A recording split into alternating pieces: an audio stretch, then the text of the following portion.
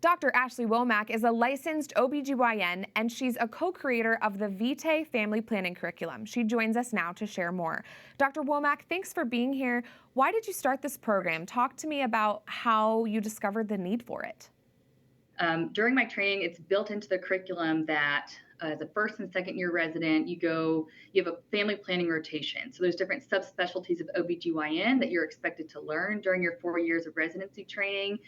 And one of those is a family planning rotation where you learn about abortion, complex contraception, sterilization, things like that.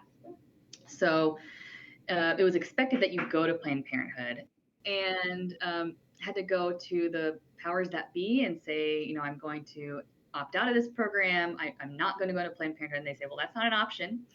I said, okay, well, I'm not going. So, what else is there for me? Like, provide me something else, because I'm just not going to go. And so they said, well, there's nothing for you there's no other option.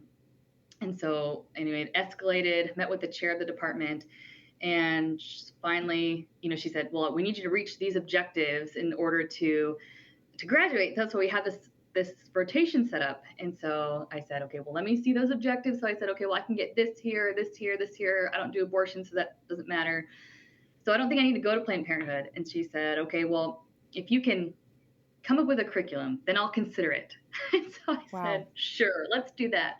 I'll come up with something, and just out of necessity, I needed something to do. And so over a weekend, I came up with something really quick, and thanks be to God, there was the Vitae clinic there. And so I asked them if they could, be the place where I could go. And they, of course, were very enthusiastic and supportive. And so they helped me with figuring out exactly what that would look like. And so I threw something together real quick. I think it took a community, because, I had this issue going on in residency, and then the Von Dolens were there. Vitae Clinic was there to help support me, and other pro-life doctors were there to support me. And so with them being supportive, I think a lot of things happened in the background, Sure. Faculty escalating it, Tim Von Dolen escalating it, and to the point where I don't know exactly how it got there, but with the effort of the community, we came up with a curriculum with reading and reading materials and clinical experiences, and in order to reach the objectives that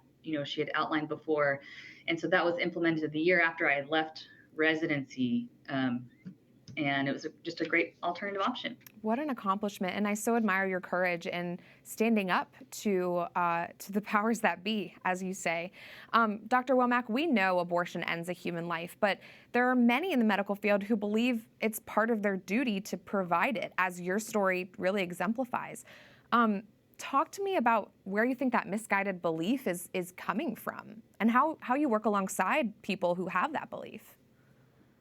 That's a great question. It is hard to see where it comes from, but I do see, having worked with those people for 4 years, I do see that it comes from a place of perceived compassion. They think that this is what they're doing good, but it just comes from a place of not seeing the baby as a human, as a baby. And so it's hard for me to explain exactly why, because there is so much cognitive dissonance with, I think, people who provide that type of, I don't even want to say care, but provide that to patients.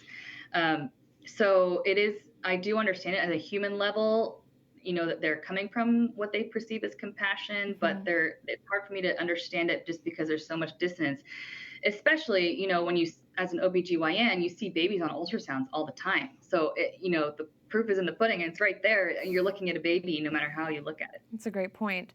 We have about a minute, but before I let you go, what's your advice to pro-life physicians such as yourself? How do you stay true to your Hippocratic oath in the midst of others who have a very different idea of what that means? Okay, my advice to all pro-life doctors, trainees, or out in practice is it's always worth it to stand up for the truth, no matter what. I mean, we need more doctors to do that and be vocal, because it only takes one, and the rest can kind of follow suit and snowball, because once I was vocal in residency, I mean, it was like all these other doctors came out of the woodwork, because it was like, oh, now I realize I'm not the only one. We all feel like we're the only one until we realize that we're not. And so all it takes is one person to stand up for the truth. It's worth it every time. And God multiplies your efforts. Yeah, well, it's a miracle. You made waves. Dr. Ashley Womack, thank you so much for joining us and for your courage for the unborn. God bless you. Thank you for having me. Of course.